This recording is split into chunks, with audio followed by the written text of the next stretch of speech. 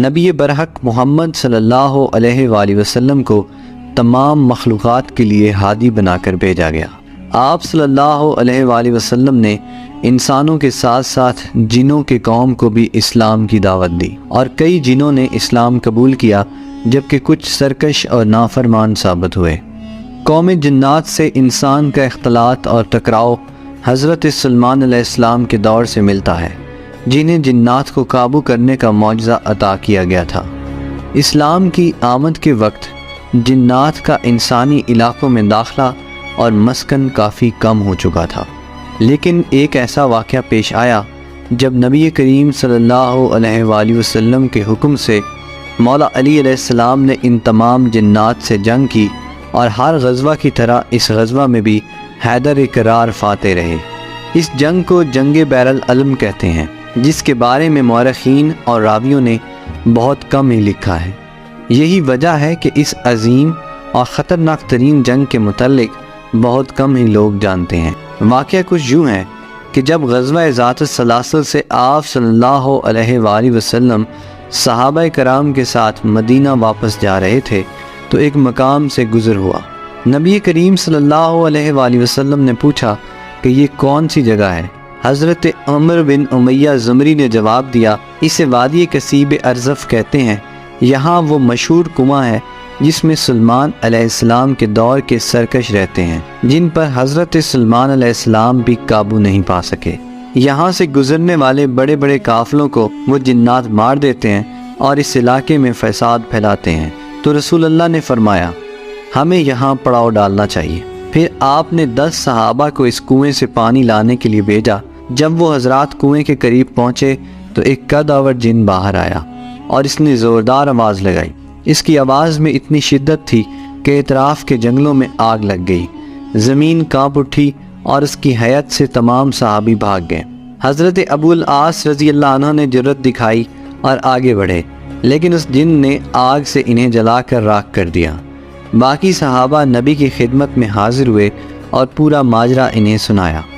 اتنے میں جبرائیل امین نازل ہوئے اور اللہ کے نبی سے کہا کہ ان سرکش جنوں کا مقابلہ کوئی نہیں کر سکتا، آپ حضرت علی کو بھیجیے۔ لہٰذا نبی کریم صلی اللہ علیہ وآلہ وسلم نے مولا علی کو علم دیا اور آپ علیہ السلام کو اس کنویں کی طرف لشکر سمیت روانہ کر دیا اور ان کے لیے دعا فرمائی۔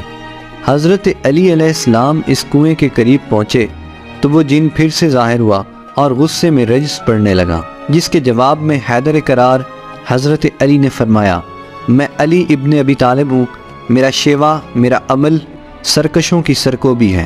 یہ سن کر جن غصے میں آگ بگولا ہو گیا اور آپ علیہ السلام کی طرف خطرناک حملہ کیا۔ جناب علی مرتضیٰ نے ذوالفقار نیام سے باہر نکالی اور وار خالی دے کر ذوالفقار سے اس کے 2 ٹکڑے کر دیے۔ اس کے بعد اس کنویں سے شعلے اور دھوئیں نکلنے لگے اور زبردست طوفان اٹھا، عجیب شور مچا، طرح طرح کی آوازیں آنے لگیں۔ کنویں کے اندر سے مختلف شکلوں کے مخلوقات باہر آنے لگے اور حضرت علی اس کنویں پر چڑھ گئے اور چند آیات تلاوت کرنے لگے، جس کے بعد وہ دھواں چھٹنے لگا اور آوازیں بند ہو گئی۔ پھر حضرت علی علیہ السلام نے کنویں میں ڈول ڈال دیا، مگر اس ڈول کو جنوں نے باہر پھینک دیا۔ امام علی علیہ السلام نے فرمایا مقابلے کے لیے آ جاؤ۔ یہ سن کر ایک عفریت باہر آیا جسے آپ نے قتل کر دیا۔ پھر آپ علیہ السلام نے کنویں میں ڈول ڈالا مگر وہ باہر پھینک دیا گیا۔ اس طرح 3 دفعہ ہوا۔ آخر کار آپ نے صحابہ سے کہا میں کمر میں رسی باندھ کر کنویں میں اترتا ہوں، تم رسی پکڑو۔ صحابہ کرام نے رسی پکڑی اور حضرت علی کنویں میں اترے۔ تھوڑی دیر کے بعد رسی کٹ گئی۔ صحابہ سخت پریشان ہوئے اور گریہ کرنے لگے۔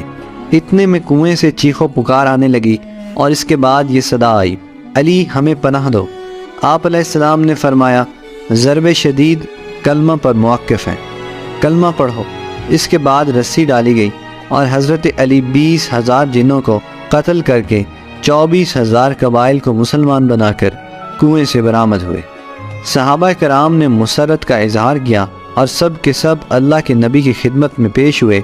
اللہ کے نبی نے حضرت علی کو سینے سے لگایا اور ان کی پیشانی پر بوسہ لیا اور مبارکباد سے ہمت افزائی فرمائی۔ پھر ایک رات قیام کے بعد مدینہ کو روانگی ہوئی۔